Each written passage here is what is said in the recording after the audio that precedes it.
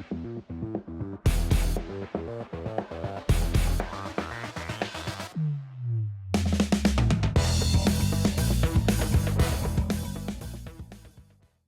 guys, welcome back to the channel. Thanks for tuning in.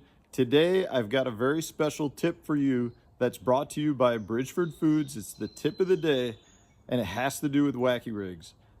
We all know that a wacky rig is by far one of the best ways to catch fish. It excels for largemouth, smallmouth, spotted bass. It really is a killer bait all year round, and it's just something that you have to have in your tackle box. But one of the issues that I run into with a wacky rig, specifically a weightless wacky rig, is that it can be awfully slow to fish.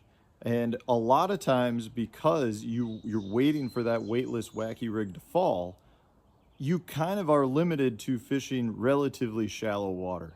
Now, when I say shallow, I'm talking like 8 foot of water or less. Yes, you can use it in deeper water, but it becomes much more time consuming, and therefore, unless you know exactly where those fish are, it really is not your best bait to maximize the amount of time that you're out there to be the most productive that it can be. But I've got a way to solve that. This is something I've been doing for a while. It's something that I've really kept quiet to myself. I haven't seen anyone else talk about it, and it's a pretty basic scenario with a wacky rig like this. This is just the Berkley Max Scent General, one of my favorite stick baits.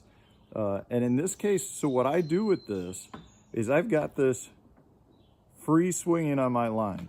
As you can see, it's not tied to it. It's just on my line. So what I've done is I tie a swivel further up my line. So this one's about I'm gonna say 4.5 feet above my line. So you see I've got the swivel here, and then my wacky rig is slid all the way down to a drop shot weight that I've mounted. And this bait swings freely on the line, like I said. So when I throw this out, what's gonna happen is that wacky rig is gonna hit the swivel. And once it hits the swivel, it can't go any further because the hook eye isn't big enough to go over the swivel. So when I cast, that bait will slide up to here. And then when I let this sink to the bottom, so say if I'm fishing it in 20 feet of water, the bait will slide up to the swivel. The weight brings the bait to the bottom at a much quicker pace. Once the bait or the weight is on the bottom, I then keep my line tight, and the wacky rig will slowly sink as if it's weightless. So I'm efficiently fishing the bottom 4.5 feet of water with a weightless wacky rig. Now, I know a lot of you are going to say, well, why not just use a weighted wacky rig hook? Well, I personally do not think you get the same fall. If you're using a weighted hook, you know, where there's weight on the hook, it's going to pull the bait down, and you do not get the same shimmy because the legs are forced up because the weight's pulling it like that. In this case, you still get that same shimmy from a weightless wacky rig by using this technique. It's a really killer on some of the deeper ledges. I've been using it on smallmouth here in the North Country. I've used it on spotted bass down south. It's a really good technique. It's a really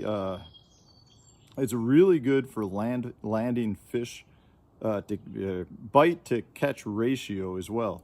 You know, once you hook the fish, when they come up the jump, they really lose a lot of leverage because the bait's swinging relatively freely on the surface. Now, the last thing I'm going to tell you guys though is when you use a drop shot weight, you want to widen the weight up at the top and then actually tie your line on, because if you don't, if you are fighting a fish, that pressure is going to be put on the weight and break your line off, because it's meant, a true drop shot weight is meant to break off. So you can use like a bell sinker, you can use a drop shot weight, you can use whatever it is. Just make sure that you've taken away that pinch point if it is a true drop shot sinker. I personally like to use a drop shot that's a drop shot sinker that's the cylinder shape in this case, because this technique is one that I really utilize around grass. And if you've got the cylinder shaped drop shot, that will come through the grass much better than a round drop shot weight.